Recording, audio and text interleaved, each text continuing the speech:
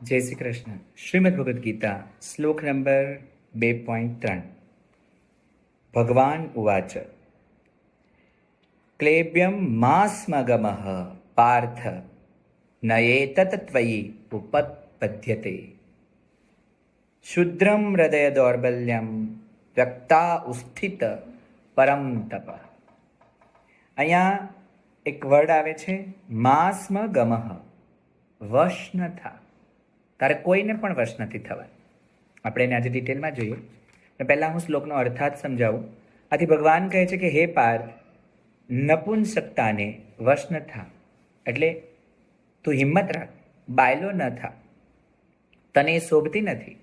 હે શત્રુઓને તપાવનાર, હૃદયની આ તુચ્છ દુર્બળતાને ત્યજીને યુદ્ધ માટે ઊભો થા. યુદ્ધ માટે તું ઊભો થા. ઉષ્ઠિત, જાગ્રત. અહીંયા એક વસ્તુ આપી જે મને બહુ ગમી ગઈ કે માસ્મ ગમઃ, વશ ન થા. તું માર્કેટને વશ ન થા, તારા એમ્પ્લોઈઝને વશ ન થા, તારી વાઈફને વશ ન થા, તારી લાઈફને વશ ન થા, તારી કમજોરીને પણ વશ ન થા. તું તારા ક્લેમ્બ્ય એટલે કે વીકનેસીસને વશ ન થા.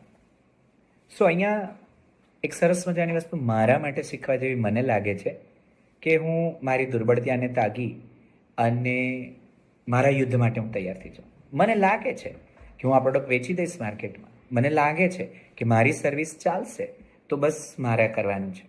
જેમ કે આ શ્રીમદ ભગવદ્ ગીતામાં મને બરાબર સંસ્કૃત વાંચતા નથી આવડતું, મને ઘણી બધી વાર હિન્દી બોલવામાં તકલીફ થાય, ગુજરાતી બોલવામાં તકલીફ થાય, ઇંગ્લિશ બોલવામાં તકલીફ થાય. એ બધાની વચ્ચે બસ મારે મારું ટ્રાન્સફોર્મેશન કરવું છે. એવા દ્રઢ નિશ્ચય સાથે હું મારી